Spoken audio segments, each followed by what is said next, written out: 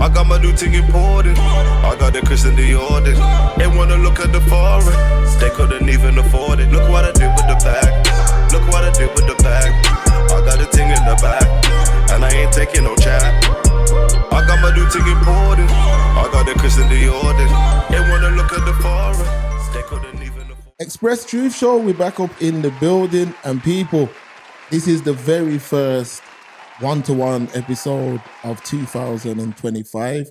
Now, between Patreon and the main channel, you always hear me reference my dad all the time. We talk about Glastonbury, days at Hatman.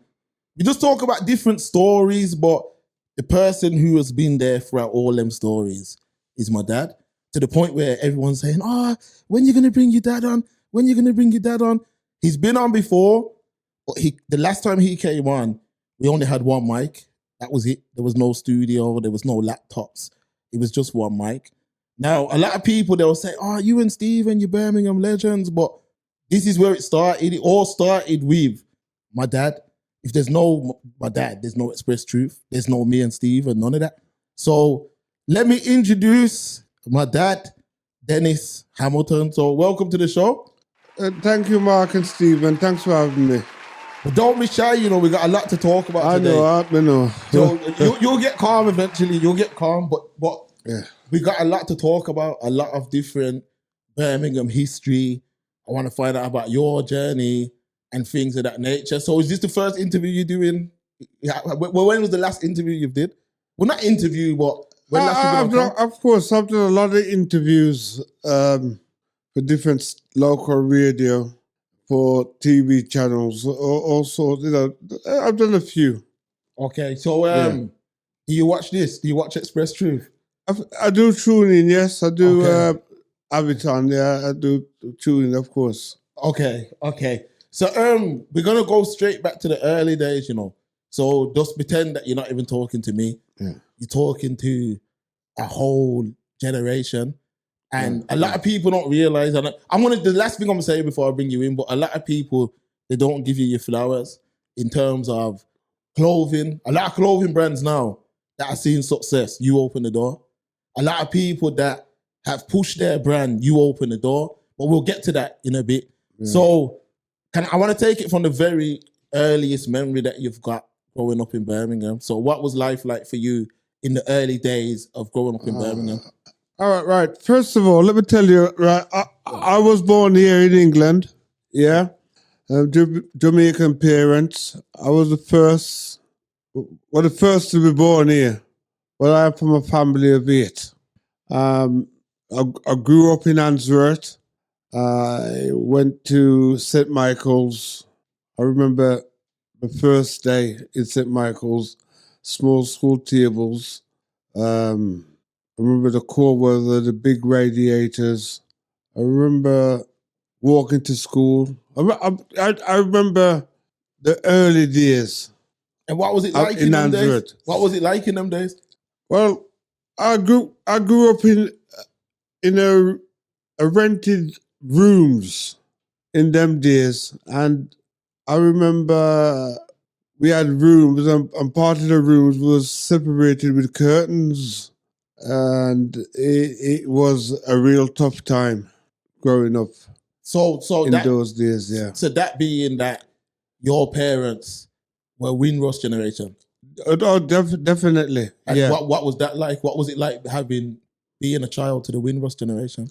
Well, I tell you what, my mother was the whole school that you didn't feel no way for her to be cooking cornmeal porridge or cornmeal with onions and a bit of fish in there, things like that. We grew up on things like that, and in them days, it was just a big pot of food, and it was shared, and your belly full, and that was it. So there was no like, I want to have this particular chicken. No, there was no particular menu to say, I feel like this today. In them days, you got what you was given. There was no special boxes of Kentucky or nothing like that. It was just what you get, if you didn't like it, this way it go. So And- yeah. So what was the living arrangement like in them days? Because black people, we weren't right. here long yet. What were your parents here 10 years before you were born, or how long did they stay? No, my parents. I reckon they came in the probably late 50s. I don't know the exact sort of dates, but I would say the late 50s they came. 55 is 56, and I was born in 58, 1958, and I remember we went in them days in one house. You could have 3 different families living in one house, because in them days, the rooms, you didn't rent a house, you rented rooms. Okay. Yeah, so my dad probably rented 2 rooms, yeah, and I remember like I'm sure in they shared a kitchen. The kitchen was shared with other families, so I don't know how the arrangements was for cooking, but I'm sure that's how it was. And in them days, there was no bathrooms, there was no showers. So how did you use the bathroom and shower? I'm going to tell you, we used to have a bath in like a tin bath. An external. There's a bath, like a bath. And some people used to leave them outside or leave them in some sort of a washing room. And that was it. You wash your face in the morning. But yeah, when you have a bath, you'll have it in a tin bath. Okay. So what was that like with like the arrangements in the morning for school?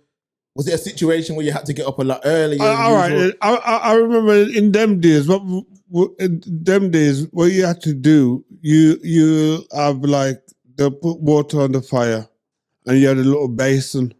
And then in them days, you had your soap and rag and a bit of Dettol and things like that. And there's no way you're leaving the house looking a certain way. You still have to, you just work with the basin. There's a little basin and a rag and towels and that was it. Yeah, I'm going back.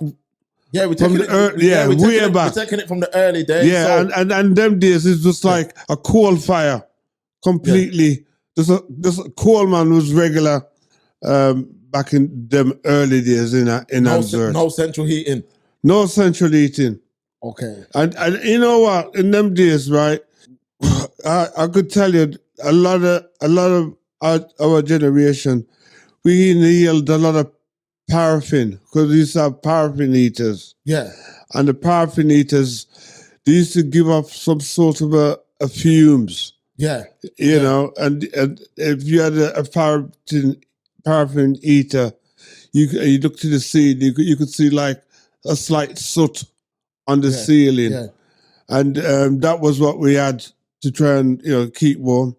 And there used to have a lot of people, a few fires and accidents would happen with those heaters. And I think the government must stop them. Stop them, yeah.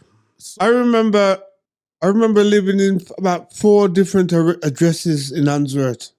I remember living in the first earliest remembrance.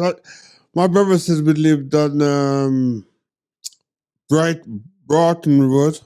Broughton Road. Broughton Road. Okay, yeah, Antwerp, yeah. In Antwerp. And then I remember living on Stafford Road in Antwerp. Yeah. And I remember living on Gowshill Gardens. No way. Right. Because you have to remember, if my mum or my dad had some argument with the landlord or the man who owned the house, it's a case of, we're here 1 minute, and next week we you gotta go. We move to a different location, And from Handsworth, I remember we moved to Smallheath. Yeah. Smallheath, we lived in a road called Little Green Lane. Okay. In Smallheath. And I went to a school called Wingcliffe. Wincliffe. Okay. Wincliffe School. Wincliffe. Yeah, that was on Green Lane. And how old was you around this time? Ooh, I reckon I was about 11. 11. Yeah. Okay. So from what you can remember then, so you've been you're in the house, you've got a very humble beginning in regard to food, in regard to living arrangements, washing, things of that nature. Now, before we get into your school life, what was it like for Black Jamaican people in Birmingham at the time? What you remember? So you don't need to go into nothing outside of what you remember. How was life? When I was all right, from about 11, Yeah. I was under control by my family, but in them days we used to eat, sleep, football. Okay. We used to play football before we go to school. Play football at dinner time and all the break times. Yeah. Play football underwear before you go back into your house. When you leave school, you play football. Yeah. Then you go in there, you eat a bit of food, then you come back out and then play football again. And all this, we used to do that in the streets, right? Yeah. Only to stop for the hard few cars that were passing. Oh yeah. So we could play football in the street because, believe it or not, there's only very few cars on the roads in them days. Yeah, it was a luxury, innit? Yeah. So on each street, when I was growing up, if you had, say, 4 cars, there'd be only 4 cars spread out. And you could have a good game of football without being disturbed. Yeah, yeah. Because the streets were so clear. Okay, so so it was less. Basically, what you're getting at is that it wasn't as congested. No, there's nothing like no.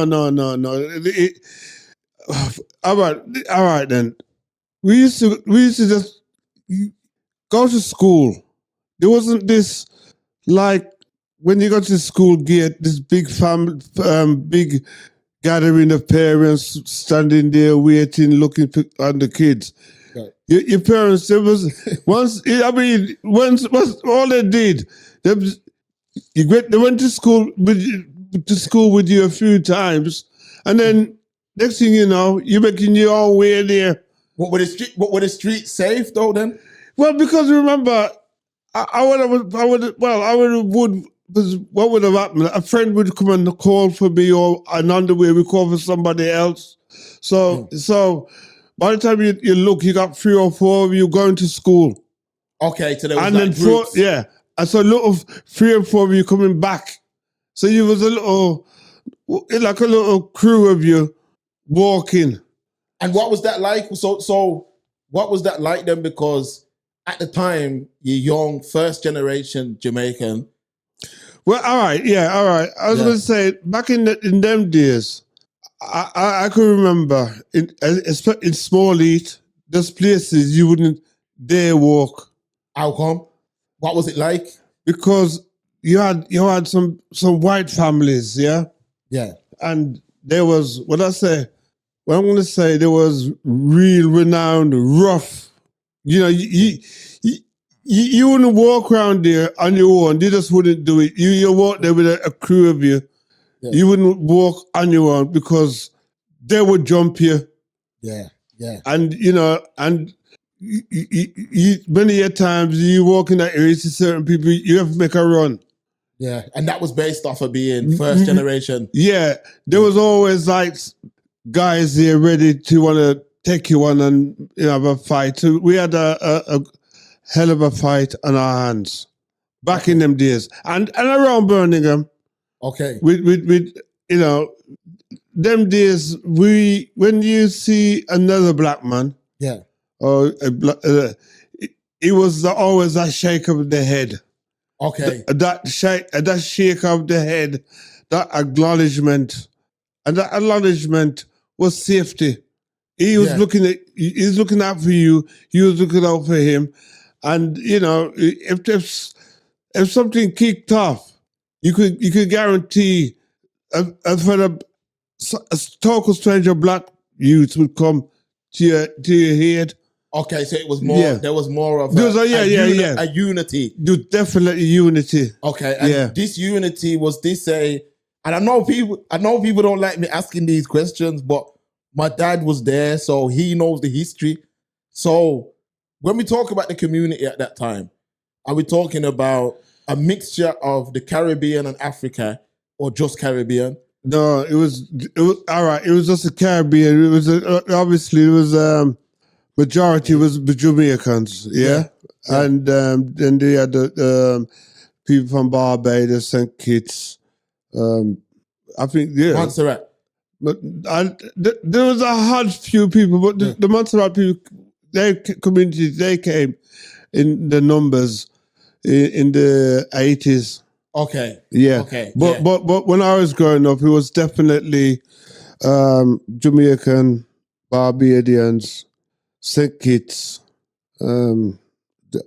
That's what I I knew. And at this time now, before we get into the school life, so how old do you reckon you are now? Where we at? 13, 14, 15? How old are you now? About 14. 14. So at this age now of 14, if you can remember, what was your view on Jamaica? Did your parents let you know that, look, we're here, but we're from somewhere else? Or was your heart just here? And at this point, had you traveled back yet on holiday, or is that something No. Right. I was gonna say, Jamaica was always in the house. Yeah. It's always Jamaican food. Yeah. Jamaican lifestyle. It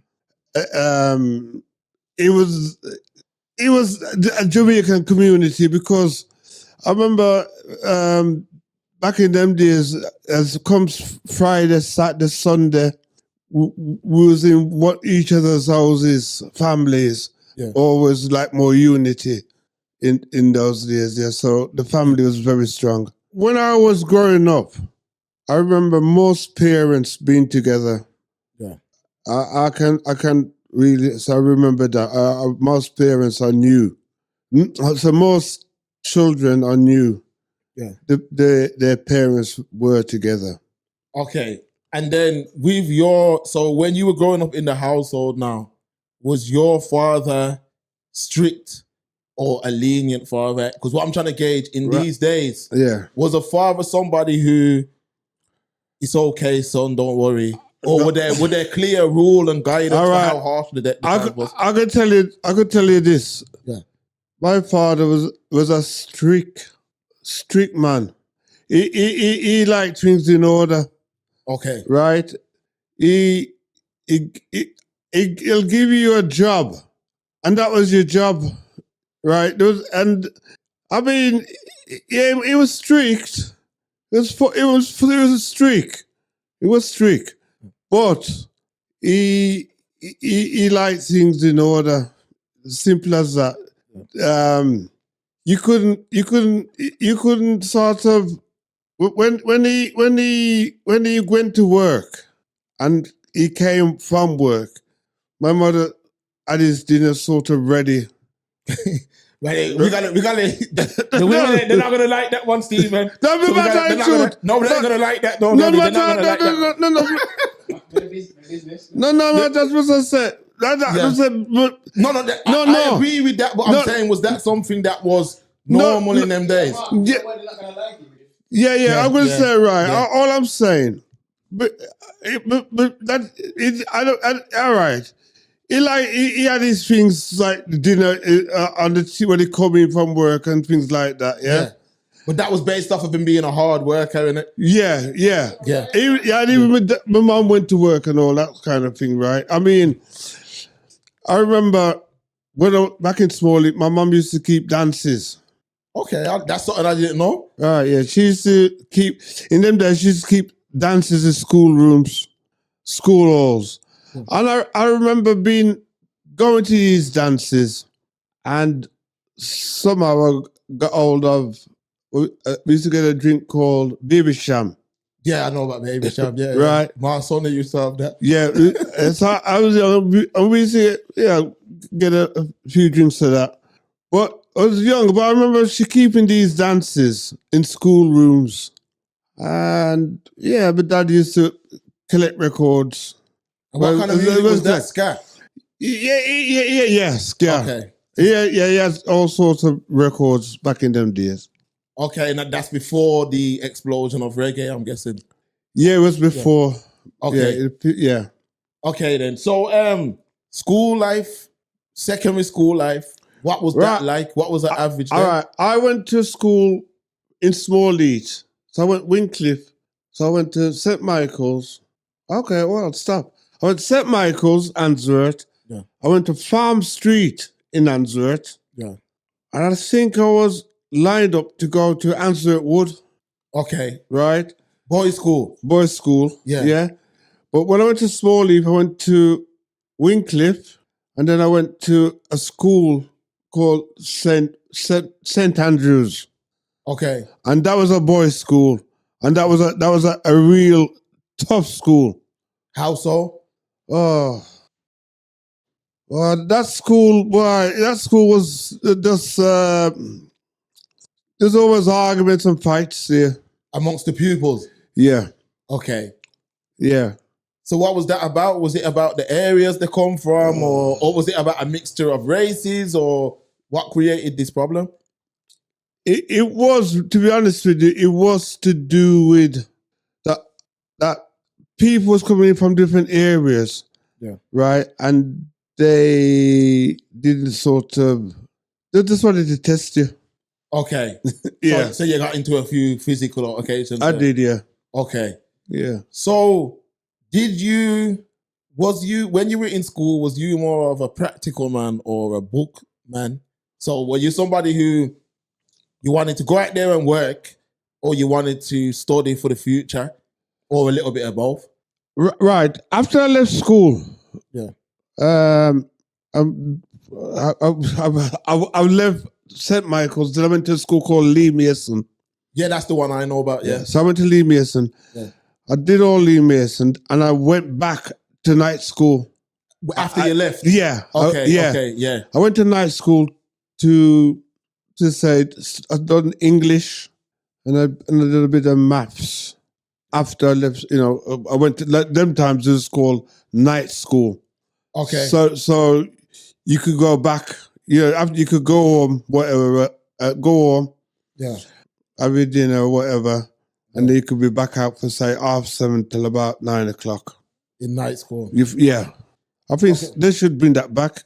Yeah, that would definitely work. Yeah, that would work. Yeah. When I was about 11, yeah, I went to Tesco's on the High Street on Coventry Road. Yeah. And they was giving away a load of colouring books with crayons. Okay, yeah. Right? Yeah. And I managed to somehow, they said it was free, but I took a big box of them. Okay. And then I opened the door at the house where we live and get a little table and put these books and drawing pencils, crayons or whatever, on the little table outside the front of the door. And I was selling them as people was walking past. Oh, okay, so that was your first, that was your first bit of hustling. That was the first hustling at 10. Okay. Yeah. And I remember when we moved to Smallheath. Now, when we moved to Lee Bank. Yeah. Right. I remember like my mother, when I was about 13, 14, she just comes in and she said, this man they call Mr. Baker. Yeah. And he was a mechanic. Yeah. So Mr. Baker learn mechanic or whatever. Yeah. Jamaican man. Yeah, Jamaican man. Okay. Yeah, and then when I went there, right, the first job he gave me was to clean a sump. It's a sump is what catches the oil. Okay, in these under the car. Yeah. And he gave me that job. And I tell you what, when I finished doing that job, I said to my mother, I ain't going back there because it was absolutely freezing, Yeah. right? And I just couldn't act that particular job. And then a couple of weeks later, she come back and say, "Oh, we find a job for you to wash plates in this Greek restaurant." Okay. And then Where was the restaurant? I Where was thought the restaurant? that was on Broad Street. Okay, to city center. Yeah. And that restaurant was called Salamis. Okay. Salamis. And Yeah. how long did you work there? I worked there for about 3-4 years. Okay. Well, that was a Full-time? part-time. Oh, part-time. Part-time, yeah. So what happened with Salamis, I was working there. I was at school, come home from school, eat my dinner, have a little rest or whatever, then went to Salamis from about 6:30 till about 10 o'clock. Every day? Yeah. Okay. Well, about 4 days a week. Okay. Yeah. And with Salamis now, I ended up, they wanted to send me to college to become a common chef, to be a chef. Yeah. Because from washing plates, then I started to peel the potatoes. Okay, yeah. Then they give me this to make, then that to make, and it just flowed on. But the thing was, even at that young age, I couldn't. It started to interfere with my wanting to go out to dances and parties and things like that. Yeah. So I just left that. You left it. Yeah. So just before we get into what you did after that, Yeah. what was the workplace culture like in these days? Because in the workplace, was it a thing where like you'd go in there and because you're young, the boss might say, "Oh, nah, give him a lesser load." No. Yeah. When you was a certain age, you sweep her up, make tea, go to the shop. It wasn't like one specific job. Yeah. Right, because I remember working with this black man, and I was being trained to be a carpenter. Okay, yeah. And I was working with him, and I remember was working in a building, and the sun shining, and people walking past, and I look outside, and yo boy, what you do? You know what I mean? Yeah. What you do? Your gears, you know, and it was just serious. Yeah, you just have to learn on the job, kind of thing. Yeah. So from that, you worked at a restaurant, you're doing plates, you leave there because you want to go out. So you're going out and everything. When do you make the transition from being a carpenter into? Well, okay. And then I worked at a place called Lawrence Cabinets. Okay. Lawrence Cabinets, and that was on Faisy Street. Yeah. Custard factory. Yeah. Digbeth. Yeah, I know. Round there. Yeah, I know that. Right, Faisy Street. I think I was there for about 3 or 4 years. Full time. Okay. Yeah. So what age we up to now then when you leave there? Oh, I would say about 20. 20? Okay. So we got to 20 now. No. Yeah. No, I could have been about 18. 18.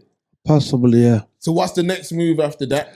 Then I worked for a company doing tarpaulins. Okay.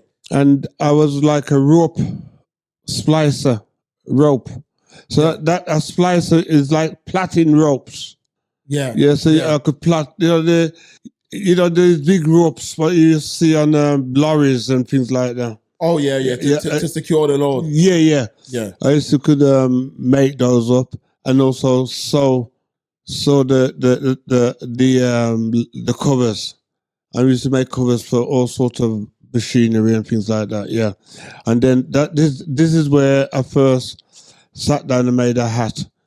In one dinner time, there were some offcuts. I made a hat, and I was just wearing it, and it was brilliant.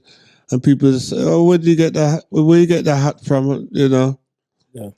And this is I made it. I said, oh, okay, make me one, and it snowballed from there And as then, well. Yeah. so when did you decide then from that point that I need to get a commercial space or a space in general to start selling this to the world? Did it become a situation where you couldn't?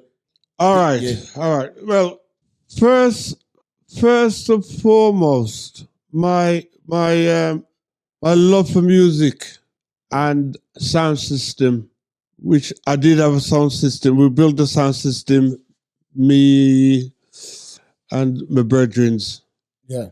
Patrick Walker, Winston Eels, Tony Bailey was in there for a little bit. Yeah. And Grant Lee Haynes, he was in there for a little bit. We had a little sound system. What's the sound called? Well, the first sound system was called Dub City. Okay. Yeah. Yeah, it was called Dub City. Then we had Jay Equator. Yeah. And then we had Naya Bingi. So at this time you got locks then. Yeah. So tell me, matter of fact, then, what was the Rastafarian movement like at the time then in the UK? It was very strong. Yeah. Yeah, very, very, very strong. Because a big man was telling me the other day that there was more people with locks than not amongst the youth. He said it was like having cane roll. That everyone had locks because it was like a movement between here and London. I wouldn't say everyone, no, but there's a lot of people did, see Rasta, yeah. Yeah. And some people see Rasta without locks, you know what I mean? But there was a definite strong movement of blackness in them days, yeah. So it was like a pro-black era. Yeah. Okay. And then you started to make hats, you're getting busy, and when was it? Did you know that I need to go into a commercial space? I remember living in Richmond Drive. I used to get offcuts of leather. Yeah. From this guy who used to make leather settees. Okay. Back in them days. Yeah. Yeah. And the settees he used to make were like dragon red. Okay. Like a burgundy. Yeah. So that was the only leather we could get in that color. Yeah. So everybody who had one of my hats had to have a red one. Okay, yeah. You couldn't get no black leather. No, there was no. Well, you could get black leather, but you had to buy it. But we used to get the half cuts. Okay, yeah. Of leather. And with the half cuts, we used to just join them up and make a lot of hats. Okay. Yeah, and the money, we used to put it into the sound. This time was me, Patrick, and my brother Donald. Okay. So you were making the hats and then funding the sound with the hats. Okay, so you had like a system. Yeah. To fund the sound system, which took many years also with throwing partners, a partner. Yeah. Like probably for a 250, each man putting 250 or a fiver in, different times. And we actually ended up building the sound system. Yeah. But what happened was, why I had to stop, because we had like a freak weather condition, and our garage was on the bottom of a hill in Lee Bank. Yeah. So Lee Bank, as I say, is a banking, and they had a load of garages, and we went there. There was this weak weather condition, and the water got into the garage and ruined speakers and things like that. And from that day, I said, I don't want no more sound system, because it took, you know what I mean? We just lost the heart of it. You didn't want to build it back from scratch. No. So if you could put a figure on that, you think you lost £500, $1,000? And no, man, I would have said that's in them days. I would have said that could have been probably $6,000. Yeah, that's a lot. Yeah, today's money, Steve. Yeah, but back in them days, yeah. That's probably like 20 today. Yeah. At least, yeah. We had like 4 speakers in each box, 4 big 18-inch. Yeah. And there was £100 each. I knew that for a fact. No way. So that's how that was, you know what I mean? And then we had the price of the boxes, the price of tweeters and tops and whatever, bits of equipment. But we did have the records. We had the records and some amplifiers in the house and away from there. Yeah. But I just couldn't be bothered that way. But I always had the love for music still, yeah. Okay. So after it flooded and you realized that you don't want to carry on, too much money is lost. Yeah. You move on. Yeah. So is that when you say, you know what, I'm going to focus on the business? Well, so all right. So what happened then, right? I started making the hats from the house. Yeah. And obviously one person tells another person brings another person. And before I know it, it was like, oh, this can't carry on like this. Yeah. you know? And the first little shop I opened, I tried, it was in Newtown Shopping Centre. Okay. Newtown. Yeah. So in Newtown Shopping Centre, I opened just a little unit. And I think them days there, I bought a sewing machine down into the little unit. Yeah. And rather than me just sit down waiting for customers or whatever, I used to people would come and see me there sewing a hat. So, but you can make me a hat. So people would come, I said, boss, I'll make you the hat. And, I could probably make him a hat within a whole or whatever. So you were running product based and service based? Yes. Okay. Yeah, so I would make a hat on the spot. Yeah. For people. Yeah. And today, or come back tomorrow or whatever, used to do it like that. And then that is where I got the name, the Hatman. Was definitely Newtown Shopping Centre. Okay. And so from there, you're in Newtown as your first premises. Did it get to the point where you said, I need to move to a bigger premises or a more frontline premises? All right. I tell you what, right? I remember there was other people selling hats. I'm making hats. Jungle Man, there's a sound system. And Jungle Man, they used HM hats. His Majesty, they used to make hats, Jungle Man them. And then he had Black Seal. So I remember one summer, a lady, one of their girlfriends come over and said, "Oh, what are you doing here?" I said, "What do you mean?" They said, You should be out selling these hats at the festival. That's what everybody's gone. I said, what are you on about? Yeah. So they let me know to say, well, there's festivals and carnivals, and it was actually we call it place to remember again. What's his name? Glastonbury. Oh, Glastonbury, yeah. And anyway, I got contact, and that year, the year after, I lined up to go to do these festivals. Yeah. So what I did, we just went to the festivals. Yeah. And it, like business started coming.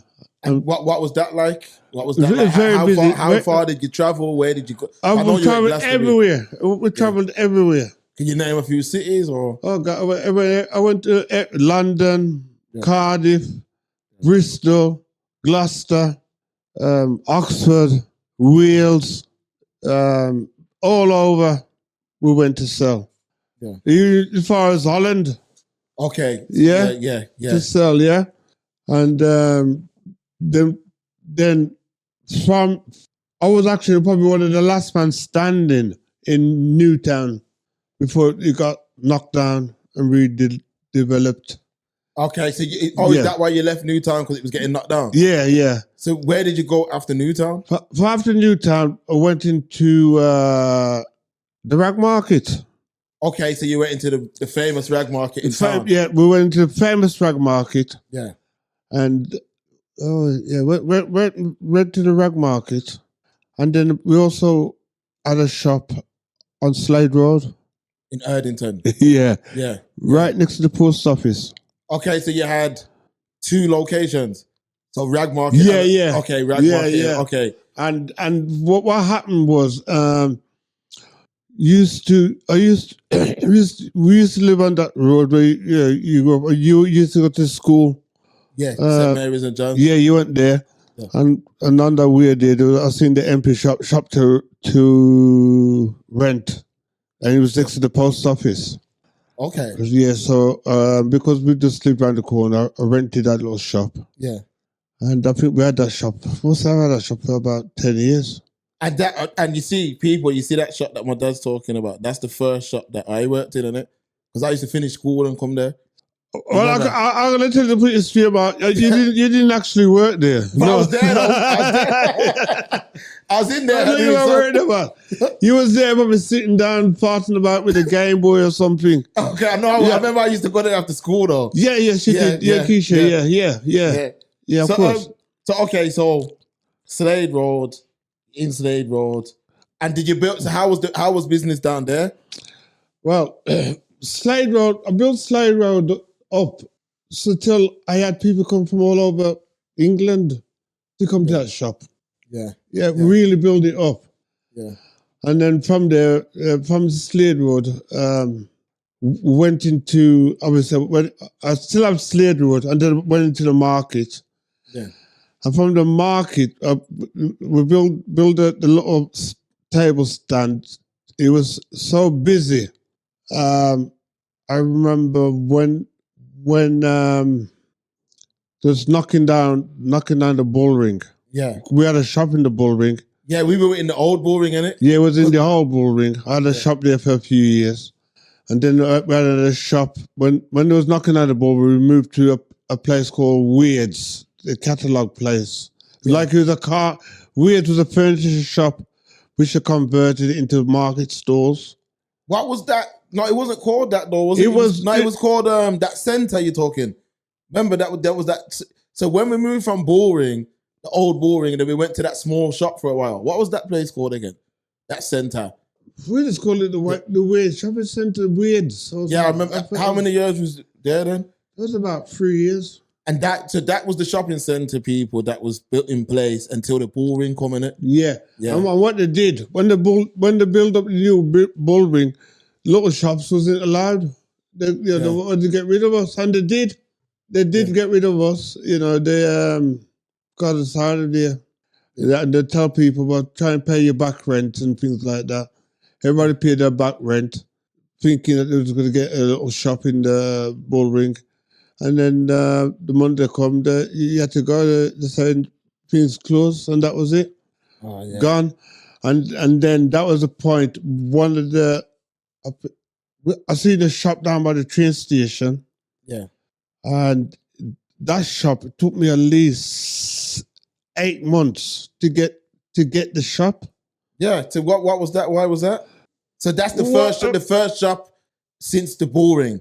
So we talk about Stevenson Street. No, yeah. Okay, Stevenson Street. That's where. So Stevenson Street is where a lot of people would. Yeah. If the older generations know before then, but Stevenson. That's when I come in it properly. Well, I was in there before then, but that's when I was full time. And then obviously I was working with the grime guys and Stevenson Street. Right. It took us at least 8 months to get that shop, and the reason why it took that long. We had to get through some serious hurdles. Yeah. Some serious checks. Yeah. And, phone calls after phone calls. But anyway, got the shop. The shop was so big. And I remember just having up a few T-shirts on the wall. Just a few. And I remember people coming and say, "Oh, what are you doing in this big old shop here?" Yeah. I remember it, Yeah. People looking, say, "Oh, they must be mad," And in them days we had to style it out because having a business plan just wouldn't work Yeah. for a man like myself. I got a plan, Yeah. but to try and get funding to make somebody else see your plan, Impossible. it was impossible. And that was a genuine case of being black. Yeah. I don't feel no way about that. Yeah. If they wanted to give you money, you had to sign your life away. And I was never prepared to do that. Yeah. So when you're in Stevenson Street now, how did you establish the brand? How did you get the brand out there? How did you build it? And what sparked the idea to build it? Because I know you did have things that you made from scratch. That's how you started. But how did you switch from being like a buyer and seller to being a manufacturer where you manufacture your own products? Right. All right. I think what it was, I would say back in them days, we set certain trends because we used to go to New York, so we used to have the latest fashions, what wasn't mainstream. You know, everything what we had it a good 6 months ahead. Yeah. Before it hit the mainstream. So this meant that you had to go to America quite often. Yes, we used to go quite often. Yeah. Yeah. Just to get the latest. And what was the link like between UK Black British and Black Americans at the time? So when you go there, how did you know that something would work in the UK? It was all through music, hip hop, yeah, and even dancehall, because New York fashion hit Jamaica, so it also would hit the UK.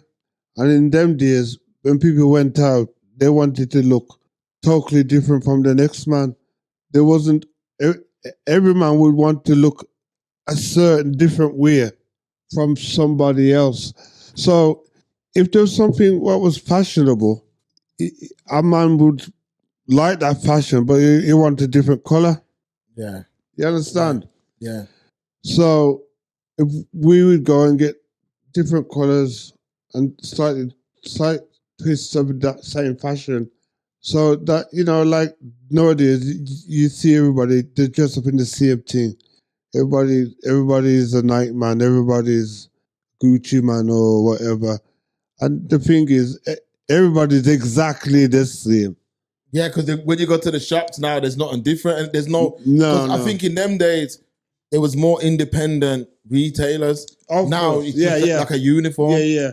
So from building your own brand and establishing your own brand, from that point, when did you say, you know what, I'm going to open up another shop or expand? All right, it was difficult to expand in the right way because obviously, if I had money behind me back in them proper days, I mean, to really, you would have to have like, say, a good money put to so you could work with the seasons. Yeah. But because we was always slightly out of sync, and that was because we were always sort of trying to play a cash up. You know, you're a bit behind. Yeah, and I could never get that bulk of finance. Yeah, to do it the right way. Yeah. So it was quite difficult. And how did you balance all of that with family life? Because obviously we've missed out your personal life in terms of marriage, children, balancing all of that alongside doing business. So what are some methods you use to be able to balance things, especially with the international travel? Right. Your mom knew that I had to be out there. Yeah. And she was out there as well. Yeah. And we just had to try and balance family life with the ups and downs of business life. So we had some sort of a situation where every mum went to work early in the morning, and I'll drop yourself and your sister to school. Yeah. Then your mum would get back to pick up. And in some cases, it worked the opposite way around. Whoever have to travel, she just have to do what she had to do. And how did marriage play a part in stability in business? Because a lot of businessmen, if they're not settled, a lot of the money can get squandered on having multiple women, or if you got child support situations. But I know you didn't have that. So how did it play a part in keeping you stable? It obviously kept me level.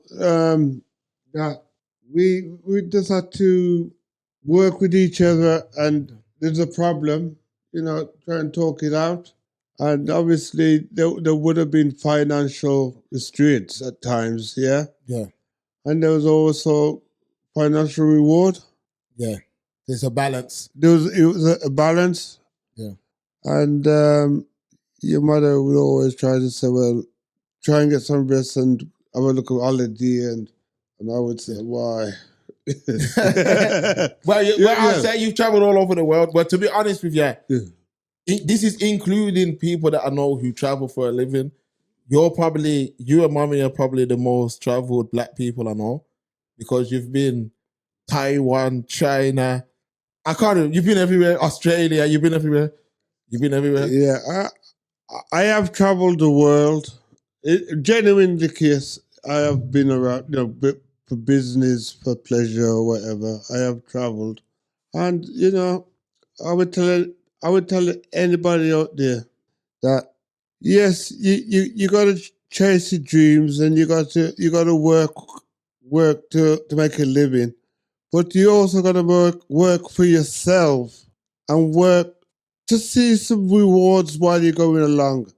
Yeah. I mean, God forbid if I drop down tomorrow, I know I have seen and done some of the things which I've always wanted to sort of do. And I know there's people who do it the other way around, where they say, when I retire, I'll see the world. But I'm telling people, do not wait till you retire. Do these things now while you got health and strength. Yeah, I agree with that. Yeah, I agree with that. So, what's your favorite part of the world? And don't just answer because to be politically correct. If the Asian man's place is the best, say his place, excluding any. All right. And you've been Africa. You've been everywhere. Yeah. All right. Yeah. I want to tell. What would you say to your 18-year-old self? Your 18-year-old self's watching this. Australia, is a beautiful part of the world, which belongs to black people. So what happened? So when you go on, right? But the white man, as along with other places, I don't know where, have taken these places and call it their own. But when you go to Australia and you go into the water, crystal clear, and you see all these fishes and turtles or whatever. In the water with you? In the water. Don't think I can go in there with them. Yeah, man, you can. Right, honestly. Yeah. It's something you need to, that and Maldives. Yeah. Right? Now, obviously, Jamaica is a beautiful place, right? Yeah. And I think if it travels for the climate and the climate and the atmosphere in the terms of the surroundings and yeah. I'm not talking about new buildings and things. I'm just talking about natural sun, sea, sand. Yes. Yeah. Sun, sea, sand, and that is really one of favorite traveling places. Yeah. Yeah. So When you first, at what age was you when you first went to Jamaica? When I first went to Jamaica, I was 16. 16. And did you go? 16, 17. Was it a situation where you went with your parents? My mother, yeah. Okay. My mom and sister, yeah. And what was that experience like, if you can remember? Right, yes, I remember that. That was when we first went there. We went to Manchester, a place called Manchester called Frankfield. Yeah. And that was like a postcard Jamaica. Okay, yeah. That was like a wooden house. Yeah. Polished floor, white railings. And whose house was that? My grandmother's house. Okay, which I met. Right. My grandfather was a shoemaker. Okay. And he made shoes under the house, and he still them days. He had the you call it the shoe molds and whatever under there. Yeah. Okay, so when you went back at 16, your grandparents were still there. I didn't know my grandfather. Okay. He died before. Yeah, he died. Yeah. He died young, whatever, right? My grandmother was there, and she was a Seventh-day Adventist. And it was a case of Bible readings on the veranda. Yeah. Bible readings on the veranda. No music playing on the Sabbath. There was a Saturday. And going to church and, this and that. Yeah. But there was a old man. I remember this old man. He lived not too under land. Just a look away. He lived under land. Yeah. Right. And he was a old man, and he used to tell me stories of the old Money Must days. Okay. So Money Must was in them days was a sugar. Like that was like sugar. Sugar used to grow around there, things like that. In Manchester. Yeah, but sugar used to be grown in Clarendon. Okay. Yeah. And they still have a place called like Money Must.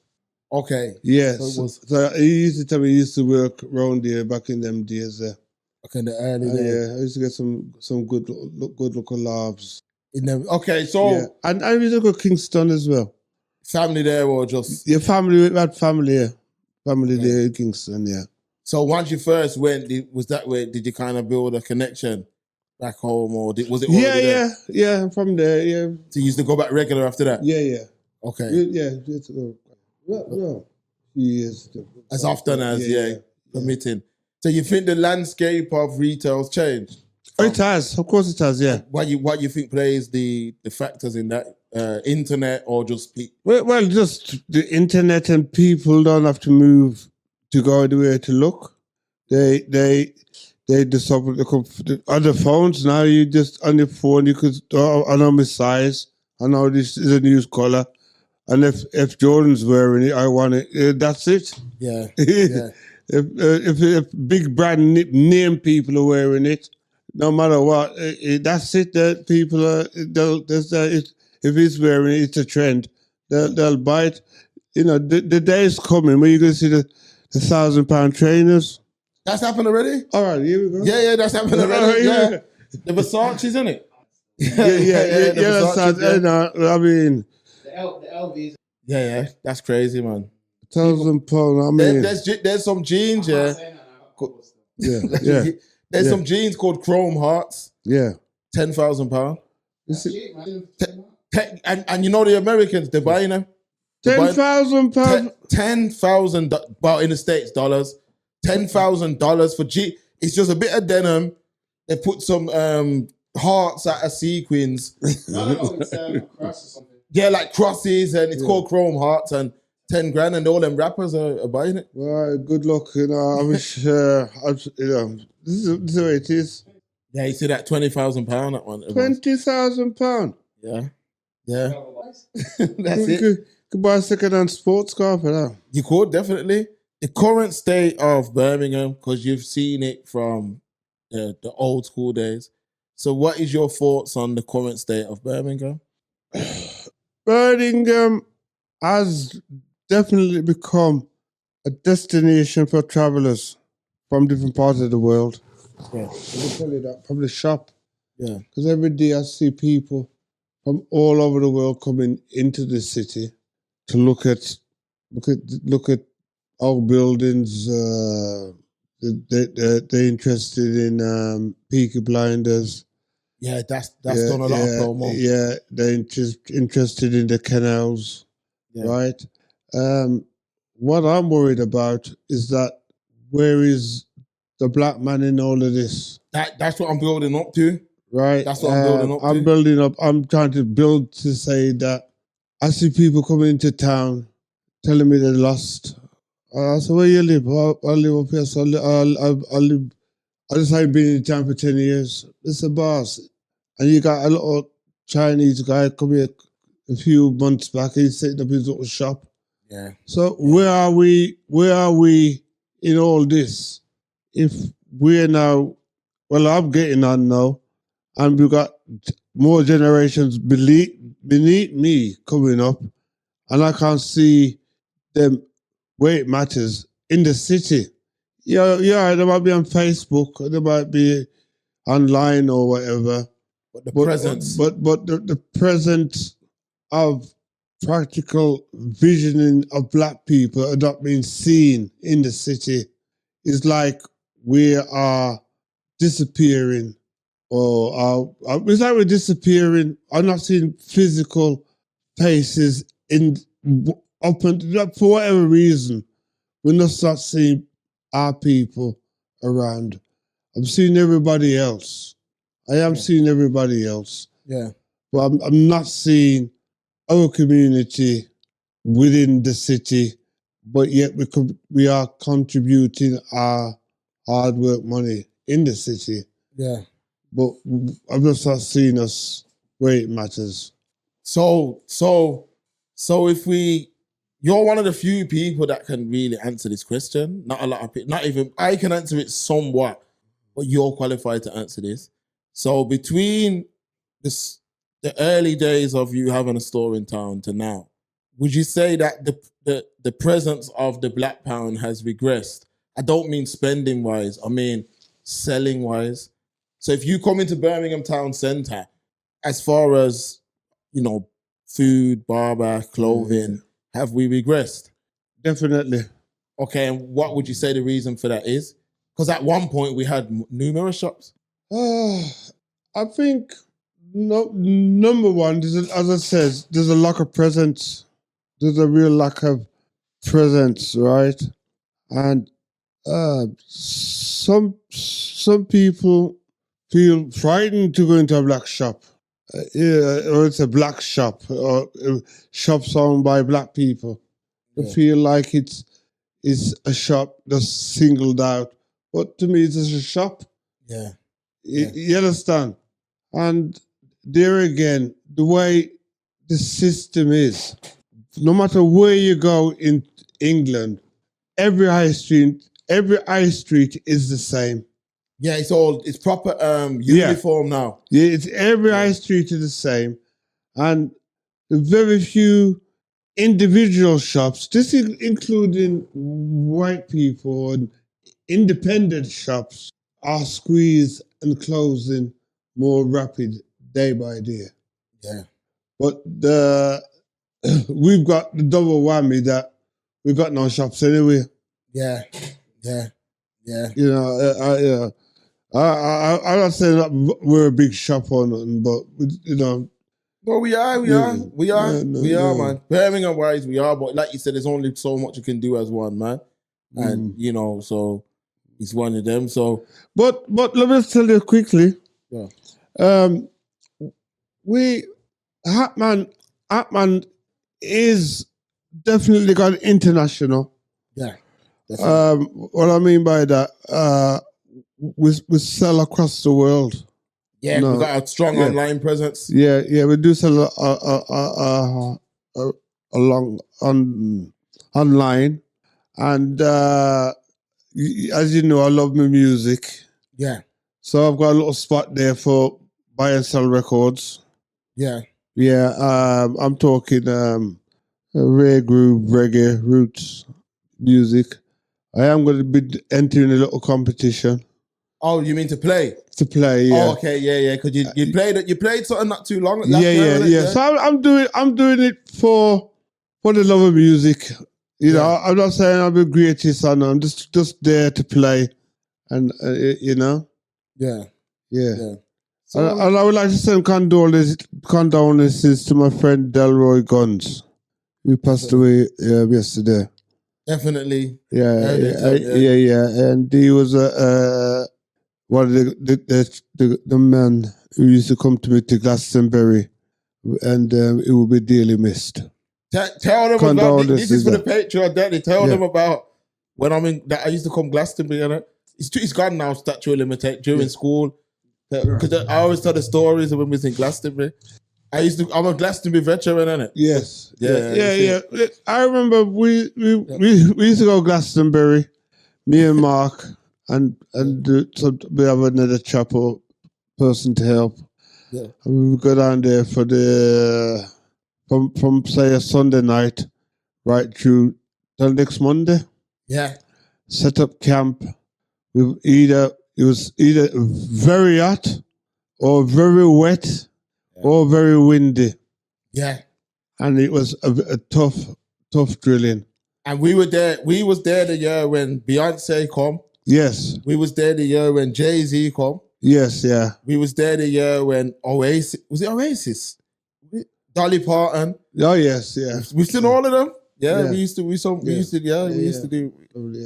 Tough now to do that. But we used to do Western Supermare every week. We done Cardiff. Oh yeah. You remember that? Yeah. We done Glastonbury. You used to come Cardiff?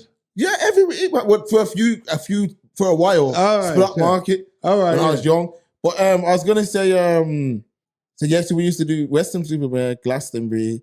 We used to do Cardiff.